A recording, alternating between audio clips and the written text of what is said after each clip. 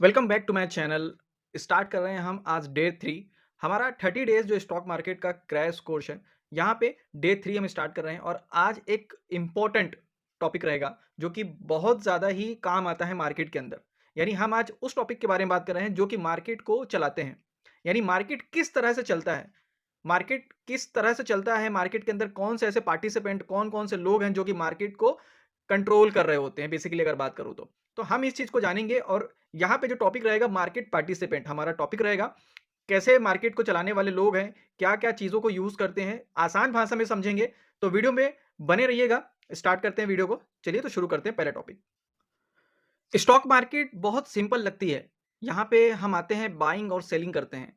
लेकिन ये इतना भी आसान नहीं है समझना। यहाँ पे बहुत सिंपल सी चीज़ समझने वाली बात ये है कि इस मार्केट को चलाने के लिए 3 ऐसे जगह हैं, ऐसे लोग हैं जो कि मार्केट को चला रहे होते हैं।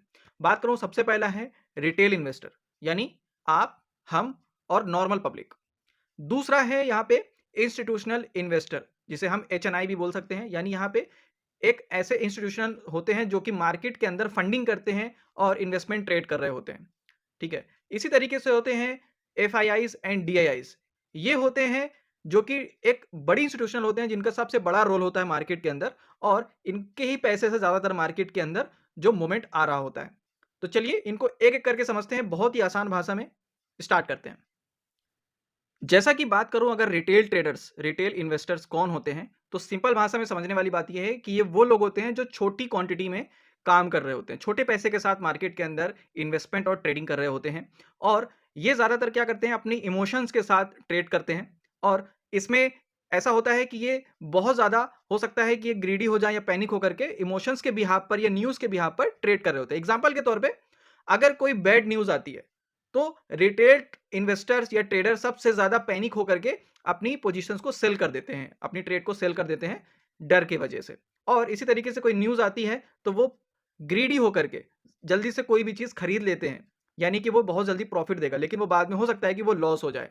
तो ये रिटेल इन्वेस्टर्स की एक पहचान है, ज्यादातर इसी तरीके से वो बिहेव करते हैं। इंस्टीट्यूशनल इन्वेस्टर्स कौन होते हैं? बात करूं, ये ऐसे बड़े ऑर्गेनाइजेशन होते हैं जो कि मार्केट के अंदर स्टेबिलिटी लेके आते हैं। यानी ये क्या करते हैं मार्केट के अंदर, अगर वो ट्रेड या इन्वेस्टमेंट करते हैं और इनका जो गोल रहता है वो लॉन्ग टर्म के लिए रहता है। बात करूं बैंक्स हो गया, म्यूचुअल फंड कंपनीज हो गई और पेंशन फंड्स हो गया, तो ये क्या है कि करते हैं स्टेबिलिटी लेके आने के लिए मार्केट के अंदर।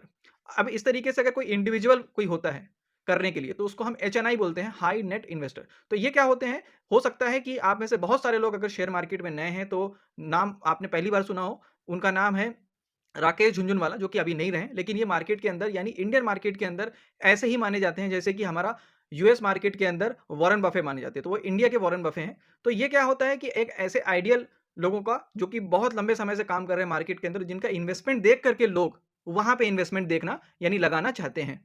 तो ये है। अब एग्जाम्पल के तौर पे कौन हो सकते हैं ये, जैसे कि मैंने एक नाम तो ले लिया है चेन्नई का। इसी तरीके से इंस्टीट्यूशनल का अगर नाम लेना चाहूं तो एल, ठीक है, एल इंडिया। इसी तरीके से HDFC mutual fund, SBI mutual fund, ये सारे क्या है, इंस्टीट्यूशनल इन्वेस्टर। अब हम बात करने वाले हैं एफआईआईज। ये कौन होते हैं? Foreign institutional investor. यानी ये वो इन्वेस्टर्स होते हैं जो कि बाहर की इंस्टीट्यूशनल कंपनीज होती हैं जो कि इंडिया में इन्वेस्टमेंट कर रही होती है। जैसे बात करूं यूएस, यूके, जापान, यहाँ के जो फॉरेन इंस्टीट्यूशन है यानी कि बैंक्स हो गए, हेज फंड हो गए, वहां की जितनी भी कंपनियां हैं, पेंशन फंड्स हो गए, अगर यहाँ पे इन्वेस्टमेंट करते हैं हमारे इंडिया में तो वो इंस्टीट्यूशनल इन्वेस्टर्स कहलाते हैं। इनकी सबसे बड़ी पावर होती है लिक्विडिटी। बात करूं अगर ये अगर जब भी मार्केट के अंदर फंडिंग करते हैं, पैसा लगाते हैं तो मार्केट बूम हो जाता है, बुल हो जाता है। और अगर वो सेल करते हैं तो मार्केट के अंदर एक बड़ी गिरावट देखने को मिल जाती है, क्रैश भी हो जाता है कई बार मार्केट। अब इसका सबसे बड़ा जो हमारे रियल टाइम मार्केट में जो एग्जांपल है वो है 2020 का टाइम, जहां पे कोविड के टाइम पे मार्केट के अंदर क्रैश देखने को मिला। उसके बाद जब मार्केट के अंदर एक बड़ी बाइंग आती है तो उसकी वजह यही होती है कि वहां पे एफआईआईज के अंदर जो एक बाइंग हो रही होती है उसकी वजह से आती है। अगर बात करूं यहाँ पे 2020 में दिसंबर के टाइम पे 1.4 लाख करोड़ की बाइंग होती है एफआईआईज के साइड से, और मार्केट के अंदर एक स्टेबिलिटी दिखती है और अच्छी तरीके से मार्केट ऊपर जाता है। निफ्टी 11,000 की जगह पे खड़ा होता है और वो 14,000 तक पहुंच जाता है। और ये क्यों किया एफआईआईज ने? क्योंकि उनको ये दिखा कि इंडिया की इकोनॉमिक ग्रोथ है, ऑटो सेक्टर, बैंकिंग सेक्टर के अंदर अपॉर्चुनिटीज है, उसने एंट्री करी और बहुत अच्छी तरीके से उन लोग पैसे भी कमाए। तो इस तरीके से इंस्टीट्यूशनल इन्वेस्टर्स पैसे कमाते हैं। ज़्यादातर यही होता है कि इंस्टीट्यूशनल इन्वेस्टर ही पैसे कमाते हैं, रिटेल इन्वेस्टर लॉस करते हैं अपनी फ़ियर और ग्रीड की वजह से और ना समझ होने की वजह से। यानी मार्केट का ज़्यादातर उनको क्या होता है, पता नहीं होता है, वो ज़्यादा रिस्क वाले इन्वेस्टमेंट में जाते हैं और ये जो इंस्टीट्यूशनल इन्वेस्टर होते हैं, वो कम प्रॉफ़िट लेते हैं मगर रेगुलर लेते हैं। तो ये होते हैं एफआईआईज़।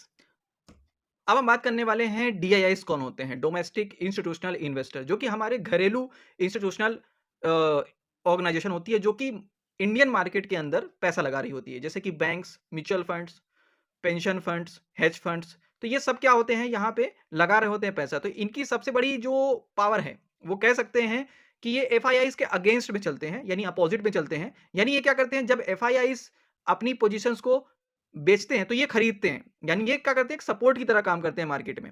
और जब वो लोग खरीदते हैं तो ये लोग अपना प्रॉफिट बुक करते हैं। इसका सबसे बड़ा जो रियल एग्जांपल है रियल टाइम पे, वो है 2022 के टाइम पे। 2022 के टाइम पे एफआईआईज ने ही मार्केट में क्रैश होने से बचाया। अभी के टाइम पे अगर बात करूं, क्योंकि उस टाइम पे एफआईआईज ने बहुत हैवी सेलिंग करी थी।